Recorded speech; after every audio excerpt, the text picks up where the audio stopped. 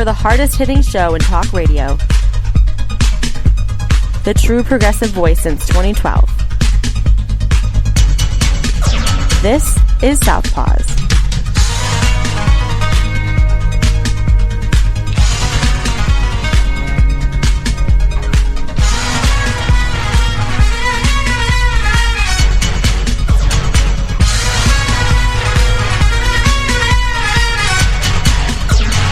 And welcome to Southpaws on the Pacifica Radio Network. We are the leaders of the revolution. My name is Darren Gibson. I'm your co-host. My name is Jack Prince, your fellow co-host. Jack, this is our first broadcast of 2020 and the second decade of the 21st century. Oh, boy. Well, Jack, you know all those topics that we talked about yesterday? Take back seat now. This is what I'm doing with them, throwing them away. Thank you, Donald Trump. Oh, boy. We're going to talk about what happened in Iraq on Thursday night. Plus, we have our Hammer Time segment for this week. And then we have our Douchebag of the Year award for 2019. And we'll get to that in just a little bit. Before we get going, couple of reminders. You can follow us on social media by going to facebook.com/Southpaws Radio Show. You can follow us on Twitter at Southpaws Radio. You can become a patron of the show at patreon.com/Southpaws Radio. You can listen to the show anytime at Spreaker.com. Do a search for Southpaws there. You can find us at the iTunes Store. Do a search under Podcast for Southpaws. Once you've found our logo, you found us. Our podcasts also automatically go to our Facebook page, our Twitter account, and our YouTube channel. So if you go to YouTube.com, do a search for Southpaws Radio there, and you'll find us as well.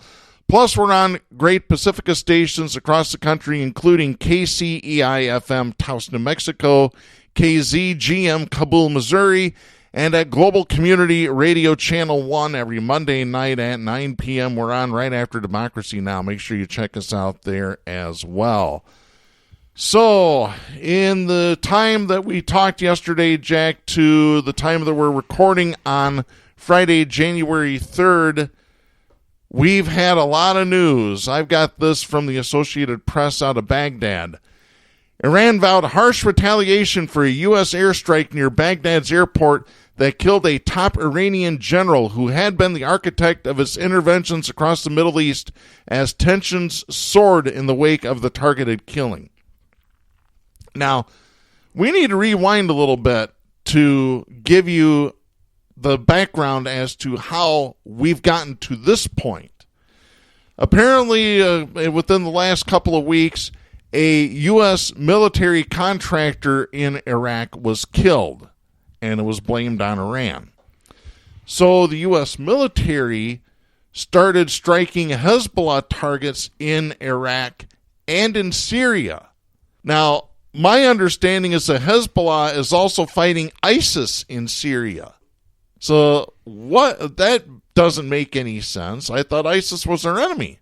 Well, I don't know. We fund them, and it's a good question, debatable if they're really our enemy.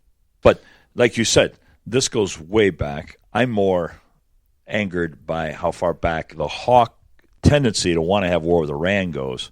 And now, if you're on a checkerboard, that's their next move. Mm-hmm. We're on the edge.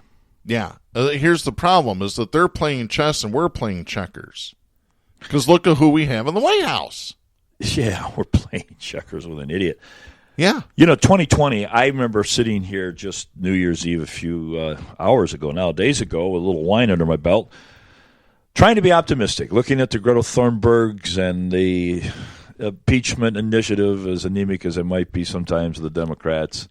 And just hoping, just realizing that some good things could happen this year. In 2020, I quipped, is an indication of great vision. Am I right?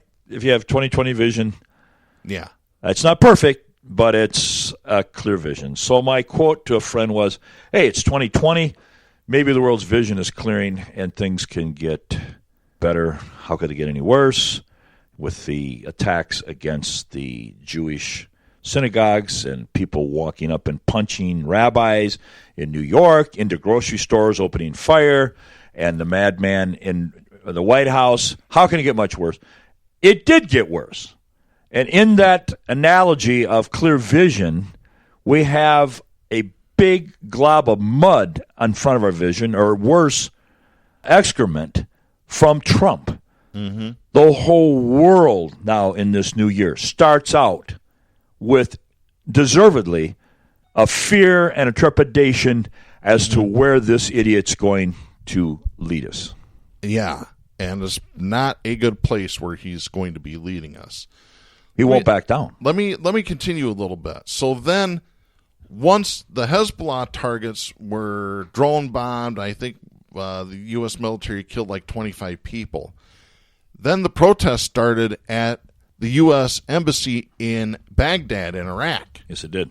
And that was blamed on Iran. So then Trump starts his Twitter war with Iran, saying, I'm going to get you, or whatever. So Iran's leader says to Trump, you can't do anything. So Trump says, hold my beer, basically. And so in a drone attack, they murder the second in command in Iran.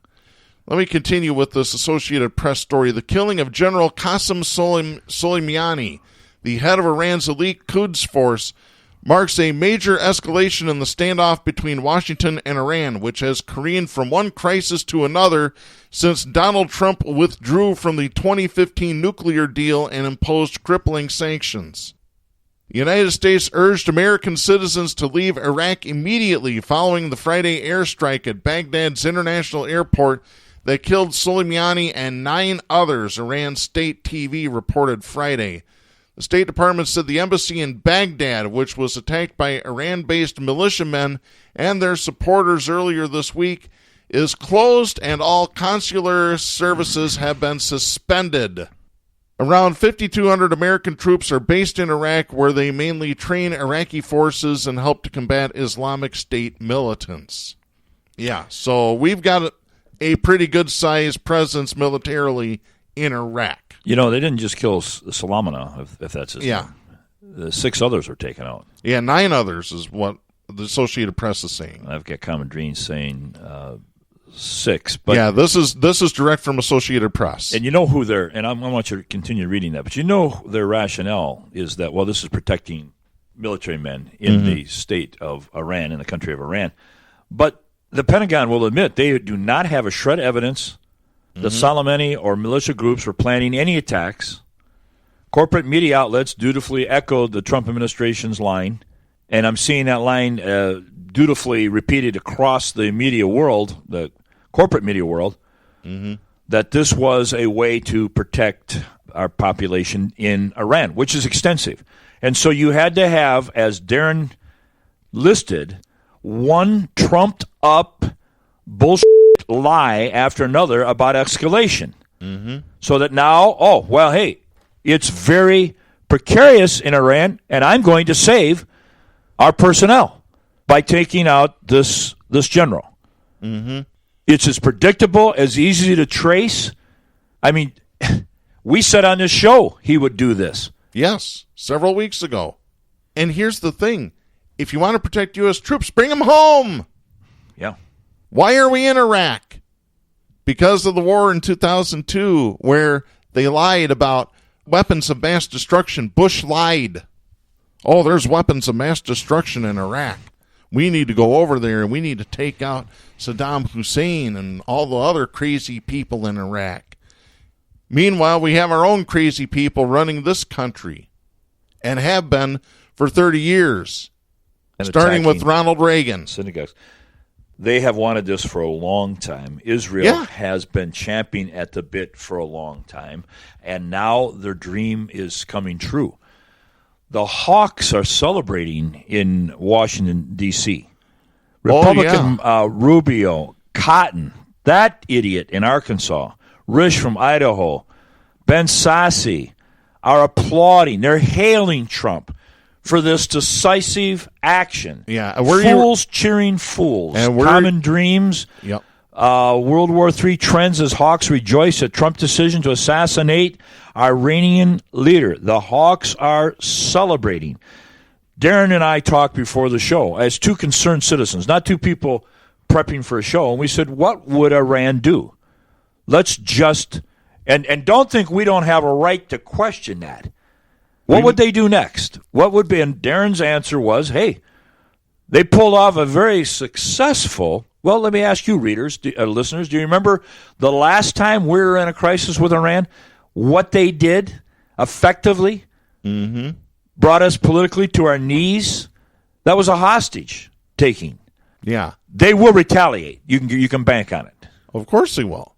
One way or another. They've already said that they're going to get back at us for this. And as a matter of fact, I want to read this. This also continues from the same Associated Press article.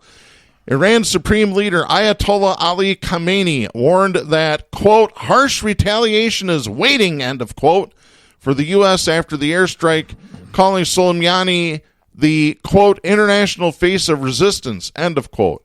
Khamenei declared 3 days of public mourning and appointed Major General Esmail Ghani, who was Soleimani's deputy, to replace him as head of the Quds force. Iranian President Hassan Rouhani called the killing a heinous crime and vowed that his country would take revenge.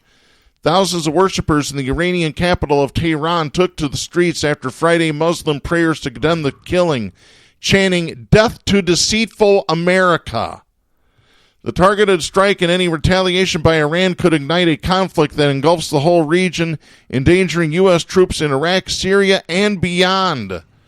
Over the last 2 decades, Soleimani had assembled a network of heavily armed allies stretching all the way to southern Lebanon on Israel's doorstep.